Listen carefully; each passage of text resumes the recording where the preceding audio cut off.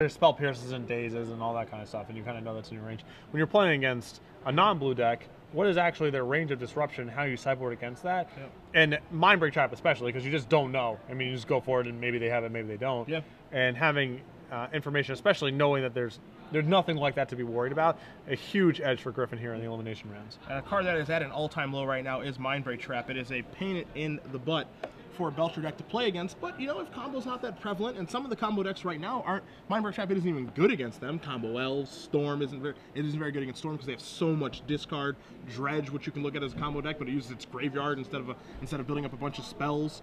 Mind Break Trap isn't really very good right now, so again, these little things, these subtle changes in the format have led to Belcher becoming a pretty good deck, at least for this weekend. Yeah, I mean, I played it. I had 4 in my sideboard at Grand Prix Denver, Sure. and I actually played, I believe, 12 rounds and never came close to touching them. Sure. I mean, I never ran into an opponent where that was a thing. Sure.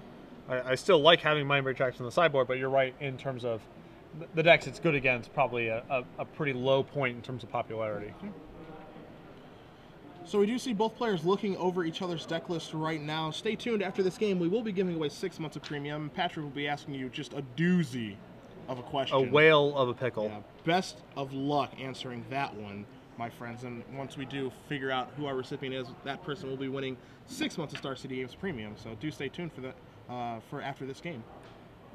So Griffin also appears to be a Belcher aficionado from when I birded the match. Deck is mostly foiled out. Yeah, my man. Yeah, he's the game that Griffin won, the first game against Brian. He is like plays a foil land grant, reveals a hand of 7 foils. Yeah, That's but obvious dead seas for Brian, and Brian just sort of chuckles. He's like, "Yep, all right, I'm dead." Griffin and I are gonna have a little chat about the Belcher deck after this tournament. Yep. I'm a Belcher enthusiast myself. Played the deck for about a year and a half before I switched over to Goblins finally.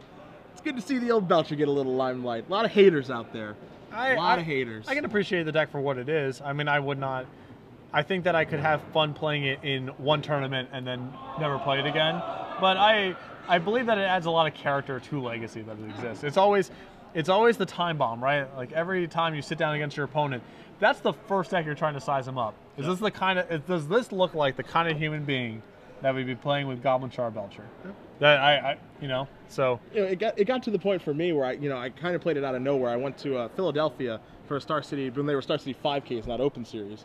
This was like in 2009, I think. I met up with AJ Soccer out there. We decided to go to one, and I ended up playing Belcher because I want to have a little bit of fun. I birded you in this tournament. Were you there? Yeah, I was rail birding you the whole time. Of course you were. Man, I ended up making top 8 of that tournament. I was having the time of my life, and I started playing it more and more. And I won a couple tournaments with it. It's a lot of fun. People hate losing to it, get a little bit frustrated, and then people started putting me on it as a deck I was playing. And I wrote a couple articles about it for Star City, and then some people just started mulliganing the Force of Will when they sat down across from me. I was like, what if I was playing any other deck? Well, I know you're not. I'm just like, this is stupid. I have to switch decks now because people are coming after me. And you see Owen taking a mulligan here, and it looks like Griffin is already kept, which, yeah, you can't feel too good about that. Yeah, Owen revealed a hand that had 2 Thoughtseize in it, but I believe 0 lands, so. And Griffin is taking a mulligan. Griffin is taking a mulligan. Now keep in mind here as well, Griffin is the 8th seed in this tournament, so he's on the draw. Yep. And that's actually going to be relevant, as those Thoughtseizes will be turned on for Owen as long as he can find one. He does have, again, 4 main deck Thoughtseizes as his way to interact on turn 1. Deathrite Shaman on turn 1, not really going to cut it. So you play a lot of Belcher, obviously. So when you mulligan with this deck, what does your range become? Clearly, when you're looking at 7 cards, you have to be looking for a hand that kills on the first turn, or maybe can kill on the second turn. Does your range open up a little bit when you mulligan to 6 cards? Because Belcher is about a saturation of rituals. You can't mulligan to 2 and win. Yeah. So what's the point where you call it, I know this hand's not good, I need to get a little bit lucky, but I simply can't mulligan any further? I have to have a very good reason to go below 6 cards. Okay. I've never gone below 5 cards. I think I've only mulliganed a 5 with the deck once or twice. And that may have been incorrect because for the exact points that you've laid out, once you go below 6, it's hard to cobble together enough rituals to be able to do what you need to do. It's just really, really difficult because it is a saturation of rituals and you won't have a win condition in your hand. 6, you can still do it, especially when you're on the draw. Yep. So both players have kept 6, and Owen, fortunately, looks like he has both a land and a Thoughtseize to start the action. So I was going to boo, but I don't want to be biased. Well, that ship has sailed. I mean, let's be honest with each other. And it is a Thoughtseize. Shows Gataxian. Oh, this is a Belgian. You are not kidding. That is gorgeous. That is a beautiful deck. 2 copies of Lotus Petal, a Lion's Eye Diamond, a Pyretic Ritual, a Chromox, and a Gataxian Probe. And if Lion's Eye Diamond was foil, you best believe he'd have them. Yeah. So what are you taking out of this hand? Or what would you most be concerned about having removed from your hand here? 2, 3. Probe is a mystery card. Lion's Eye Diamond is one of the scarier cards, but it's only scary with Belcher. Yep. So I think personally I would have taken Gataxian Probe because that card can become anything. He is gonna get another draw step. Sure. Yeah, but although he did have sufficient mana where if he draws Charbelcher, there is actually the threat of him dying. He had 2 petals, which is 2. Pyretic Crystals can bring him to 3. Yeah, and so yeah, I suppose that's true. No, I mean I understand. I mean it's definitely one of those 2 cards, right? Yeah. Nothing else is really the question. It's nothing else. Yeah, because the rituals are so redundant. There's no reason to take any of them. I think it's just going to pass the turn back. Verdant Catacombs to draw here, and you can see Owen's hand. He has a Bloodbraid Elf, he has a Tarmogoyf, and a Punishing Fire. Tarmogoyf's going to join the party here, and it's a 3/4 already. And Griffin drew Burning Wish last turn. So yeah, if the draw was Burning Wish on his turn, he would have been able to play LED, Burning Wish with the effect on the stack, crack it for mana. So sure. Yeah. So we just got an insider tip here that Griffin actually has borrowed this deck from someone else. So this is actually his I believe possibly his first whirl with the deck. In fact. Oh, I liked it better when I knew he was a Belcher enthusiast. You thought that you two could sit down. Yeah, we still may. Like cup of coffee, a couple lunatics talking about your cup of coffee, talking about the turn 1 beatdowns. And Owen's just drawn a very good one in Liliana the Veil. Now we normally associate this card with being good against creatures, but again, Storm is about building up a saturation and just +1ing Liliana over and over again. Very powerful angle to take against Belcher. Yep. Now Griffin's going to make sure he does discard the correct cards here.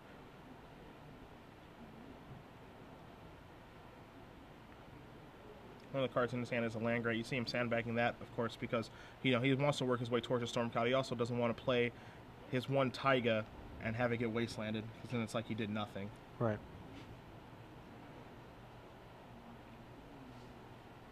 So you see this is going to move up to 4. We're going to discard a Chromox, which is the one I thought he would discard there, as you don't want to imprint a card. Yeah, especially when you're already being taxed by Liliana. Yes. Chromox is the hardest one to set up. Yes. Take a draw step. Empty the Warrens. Ooh. Looks like the draw. I believe that's an Empty the Warrens. Yeah, that looks like empty. I think we can make some noise this turn. Yeah. I think is it time to jam? Jam. Yeah, if he's casting spells, it's Empty the Warrens. Yeah. And here we go. Yeah, this peach ain't getting any riper. You got it's time to go. Land grant. I'm gonna show you an Empty the Warrens. See a Simian Spirit Guide there as well. Is there anything that we can Burning Wish for in this process to up the storm count here, or? Well, he's going to get 2 mana. Land Grant's going to add his 3rd mana. Pyretic Ritual is going to add his 4th mana, and Simian Spirit Guide can add a 5th mana. So what he's going to want to do is he's going to play that Taiga, play the Pyretic Ritual. That'll be a spell count of 4. Empty would be the 5th spell. Hold on to the Simian Spirit Guide so it has something to discard to the Liliana the Veil, and then he'll be able to hold on to that Burning Wish just in case something goes right. Burning Wish. I don't think he's ever going to be able to get to Goblin Warstrike, because Liliana's going to keep attacking his hand, but Simian Spirit Guide's not going to add to the storm count. Sure.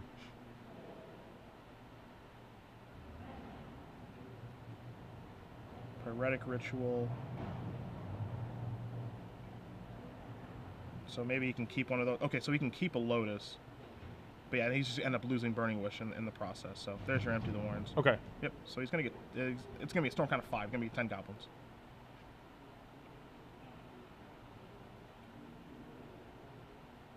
But I think he's better off. It's fine because he's probably better off keeping the Lotus Petal. Sure. So let's see. Liliana's going to make him sacrifice a guy. So he's going to actually end up with 9 goblins. Second Tarmogoyf going to be coming to the party here. So this actually ends up kind of working out okay, oddly enough, because if he's able to hold on to that Burning Wish, let's say he draws a Mana Source here, he can War Strike. That's a Desperate Ritual, yeah. So he can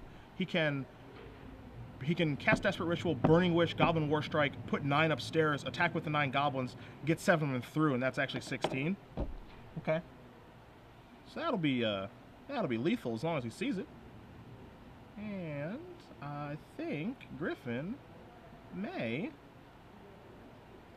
We'll bring Goblin War Strike up on the screen for you guys in just a moment here. It is, you guessed it. What set's it from? Go. Goblin War Strike? Yep, say it. I don't know, Fallen Empires? Scourge is the answer. No Scourge. Idea. Amateur. Hello, foil card. Boom, baby. Yeah. So that's a 9 spot. And yeah, that's a 7 spot, and that'll be game. And even with Griffin having Mulligan and Owen having a very good opening, I mean, you can't script it any better than Thoughtseize, Tarmogoyf, Liliana. That's perfect. Yeah, for game 1. Yeah. That's as good as it's going to get from his deck. Right. That's for sure. Cutting back to the booth here for you guys, Patrick. It's question time. Yeah, and I have a good one. Okay. There's a Burning Wish target. You are unbearable sometimes. There's a Burning Wish target in our buddy Griffin's sideboard here. It's a good way of finishing off after you've emptied the Warrens. Ah, yes, it is. It's 1 mana from Scourge, Yep. not Fallen Empires. Yep. So hashtag SCG Premium. Yeah. Name that card, and the winner selected at random will receive 6 free months of Star City Games Premium. Do you know the flavor text in this card? No, I do not. Ah, it's Fire Aim Ready. I'm not the same. I don't have the same level of. You got to get on board. You got to get on board with us in Belcherland. Listen, I appreciate for what it is, even though my success rate against this deck in Sanctioned Magic is well below 0%. Yeah, we love you. We love you, Burn Boy. Love to chop you up. Don't care if you have Mind Break traps. Taking a look at Owen's deck list. And I have it right here for you, my friend. Mm-hmm. What can he do to turn things around? Well, 2 Duresses and 2 Pernicious Deeds. And Abrupt Decays maybe a slight upgrade. I don't know. Like, do the Moxes ever hang out and play in this matchup, or is he just going all in one shot? He's going all in one shot, especially when he knows that his opponent doesn't have Mind Break Trap. It's typically just going to be all in one shot, like we saw in that second game. You know, he will be disrupted a little bit, but it's all going to be just a big boom. So all the stuff like Abrupt Decay and Ancient Grudge really doesn't work here, right? Yeah, I mean, there are situations where it can work. They're few and far between. I mean, he certainly has enough bad cards that he might be able to get lucky and sideboard that in, where, you know, if you're under duress from a Liliana of the Veil, then you might want to consider putting some of your mana sources into play so that you can top deck a little bit better. But I'm sure you understand why Abrupt Decay would be poor here. Yeah, oh, absolutely. Maybe you can tag a Chrome Mox with the imprint on the stack. Yeah, we're talking fringe scenarios. Yes, so. yeah.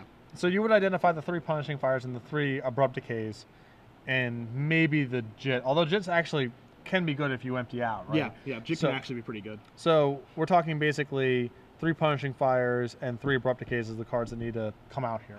2 Pernicious Deeds and 2 Duresses seem easy adds. 2 Ensnaring Bridge is way too slow. There's no way that's going to be a thing. Yeah, it's way too slow. You're not going to get your hand empty enough. It's going to have to be in concert with Liliana the Veil to be able to get your hand empty enough because, again, the Empty the Warren tokens have 1 power. So it's just too hard. Sure. I mean, I'm not a big fan of Surgical Extraction here. Yeah, he just doesn't have a lot of action. Pyroblast, Punching Fire, Choke. He doesn't have a lot of cards to bring in. So, yeah, I think he probably just has to leave in some stinkers and bring in his 2 Deeds and his 2 Duresses and hope for the best. And Griffin's, you see his sideboard on the screen. It's Burning Wish targets, 4 Xanthous Swarms, 4 Pyroblast.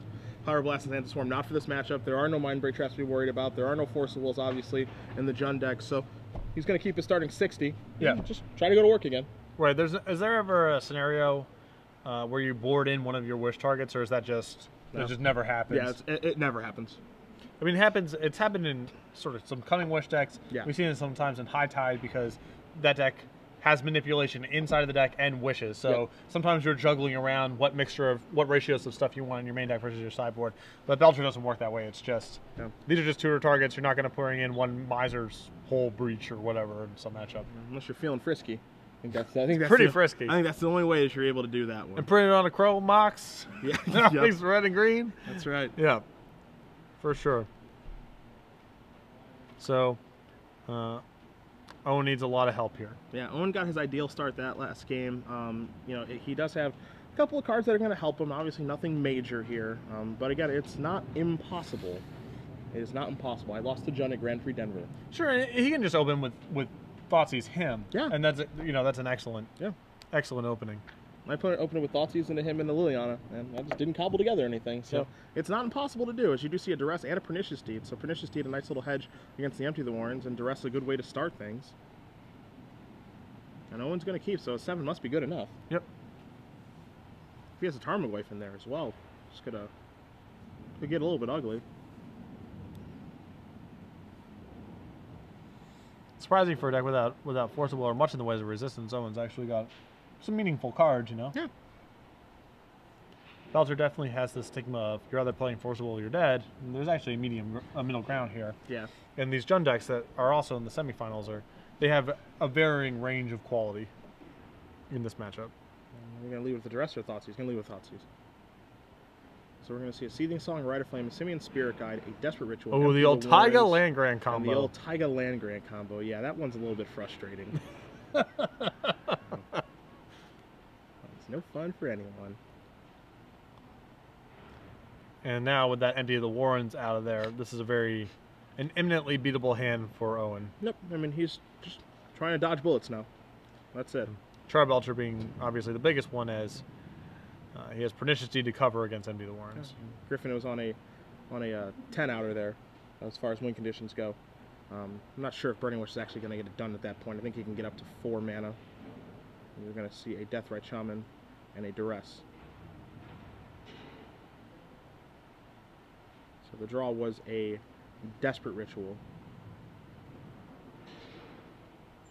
So taking a look here, if I am Owen, I want to take out the one that makes the most mana. If you cut the Seething Song, he can generate 1, 2, 3, 4. It can get up to 5 mana, potentially 6 with the splicing of Desperate Ritual. Trust up there for Griffin. Another Simian Spirit Guide. Just has to hold down the fort here for a little bit, right? Yeah, just holding steady and passing back. Swamp the draw for Owen, and there's a Liliana over there. Although since he has Land Grant in hand, the first one's pretty much free. Yeah, this one's an easy one. You can see he couldn't discard it fast enough. And Griffin's almost close to having to discard for cards in hand anyway because he's trying to build up. So Liliana actually isn't too meaningful just yet. Yeah. Over Spirit Guide to draw Abrupt Decay and Pernicious Deed here. You do see Pernicious Deed, so Empty the Warrens is much worse now. Abrupt Decay going to go to the bin. Deathrite Shaman going to come across momentarily. Griffin needs to decide what he wants to discard. And in this situation, you're probably going to want to discard those Spirit Guides just because they don't add to the spell count. Yep. But again, the spell count isn't horribly relevant now because there is Pernicious Deed in play. Another Land Grant, but again, Liliana, this is just fine. Yep. Griffin's not under any pressure. That has just changed. Yeah. Liliana going to tick up to 6. Land Grant is going to bite the dust, and you see Deathrite Shaman just staying untapped, ready to remove something. But Charbelcher is just, it's lethal at this point, right? Yeah. Yeah. As long as he can get the, I mean, the thing is he doesn't even, actually he does need to get to 7 in one turn, because if he does play just Charbelcher naked and waiting to go off, Owen can get up to 4 mana to blow his Pernicious Deed. It will kill all of the things, but I mean, it makes it so he doesn't die, so I think he's willing to make that trade. You see Liliana ticking up, discarding its own Liliana, discarding a Desperate Ritual. And across is going to come Tarmogoyf. We'll put the Tarmogoyf die out there for you guys to see how big it is, but you do see Planeswalker in the graveyard. Oh, we guess 5? Among others. Creature, instant, land, sorcery, Planeswalker. It does look to be 5, yeah. Lion's Eye Diamond. And now Charbelcher is certainly lethal. Yeah. It's just got to be Belcher. That's how it works now. Empty shut off. Burning Wish is shut off for the most part, depending on how much mana he can make. I don't think he can go through the Burning Wish Infernal Tutor back door. Sure. Yeah. It's more like the doggy door.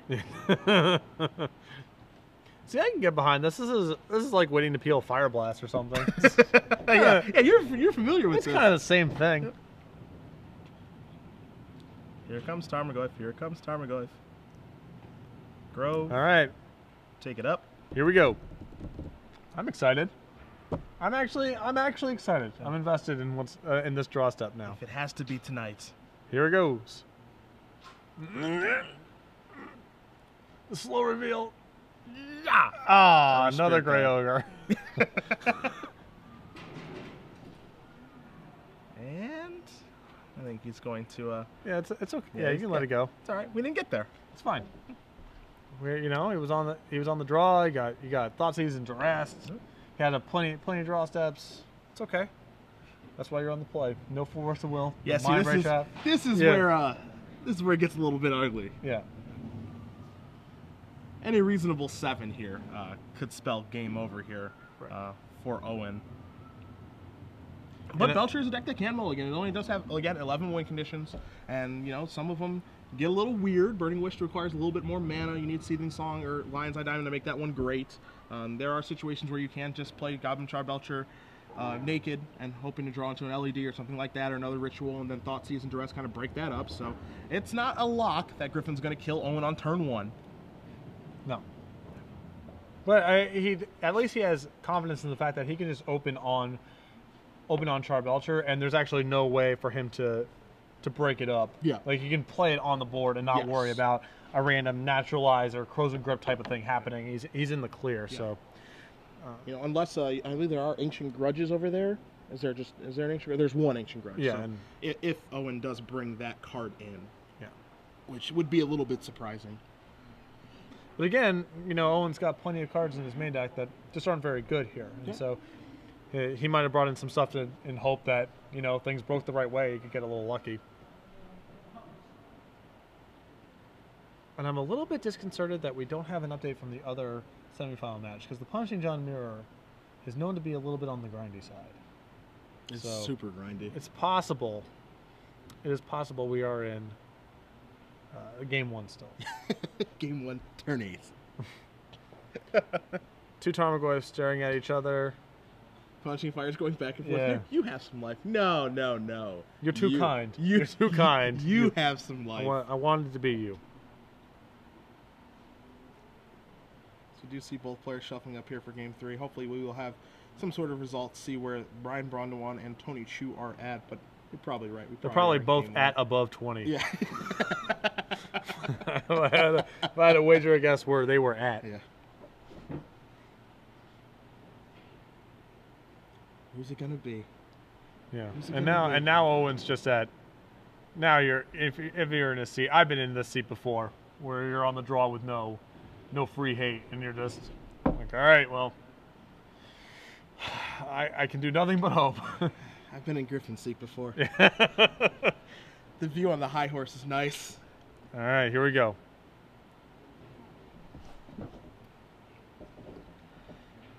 All right, can you count to 7? Takes a look. I think I see multiple LEDs there, which is Yeah. a little bit dangerous. I see a Lotus Petal. A Gataxian Probe. Oh, It looks like. Oh no. Oh no. All right, I Ooh, don't we're know. gonna keep in. Is this see the what's Hope in, Gataxian Probe? See what's inside the mystery box. Is this a Hope the Gataxian Probe gets their hand? I think this is. Oh no, we can. Does he have the discipline to lay it down? Does All that right. Keep. I'm excited. All right, Gataxian Probe you. Let's see what's up. Owen, what do you have? Owen's gonna show his hand. Thoughtseize, Duress, 2 Deathrite Shamans, and 3 lands. That's a good. Perfect hand again, sure. It's a good hand for being. It's gonna have to be a good Gataxian Probe right here. You see, already got the Storm die up. Oh, a Spirit Guide? I don't think he has a win condition. No. Huh, it doesn't look like it. LED. Oh, he's playing out everything. He must. Oh no. And Owen's actually just drawn Abrupt Decay, so he's actually going to get to potentially Abrupt Decay and LED. Not that that matters too much, because you really only need the one. Yeah, you only do need the one. Update really quickly. We thought they might be at above 20 life, but we were wrong. Tony Chu has dispatched Brian Brondewan 2-0. So Tony Chu's going to see who he's playing against. He's playing against Charbelcher, or is he going to be playing against Punishing John by Owen? As you do see Griffin's hand, a Velvet Spirit Guide, Lotus Petal, Pyretic Ritual, Timberwall, and a Seething Song. So you can't cut him off of green, and because you can't cut him off of green, you cannot cut him off of red. Is that correct? That is correct. Okay.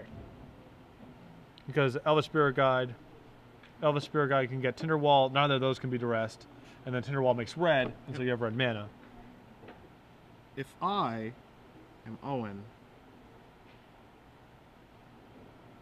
1, 2, 3. I think the card.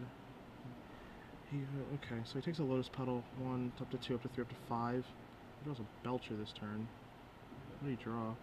Taxiing Probe. Mystery box number 2. Yeah, it certainly could be anything. Could be anything. Draw a card.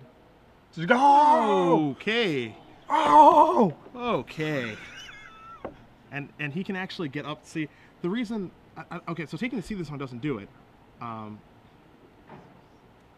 2, 3. Yeah, 2, 3 to Yes. 5. Yep. So Spirit Guide, Timberwall. He's going to sacrifice the Timberwall, go up to 2 red. This is going to put him up to 3 red. 3 red's going to put him up to 5 red. Belcher's going to come into play. LED's going to get active. And now, Well, see, Owen, and now it's the not backup. over. Yeah. It's not over. He can hit the Taiga. And he has Abrupt Decay to get the other Belcher if he hits the Taiga. 6, 7, 8, 9, 10 ball. That's it. Taiga doubles it. Hadouken!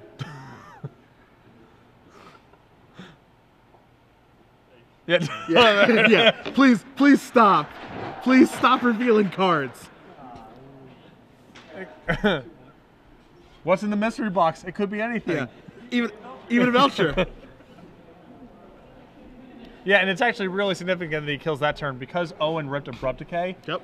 If Griffin doesn't kill, then the Lion's Eye Diamond gets Abrupt Decay, and now he needs to find 3 mana somehow. Yes.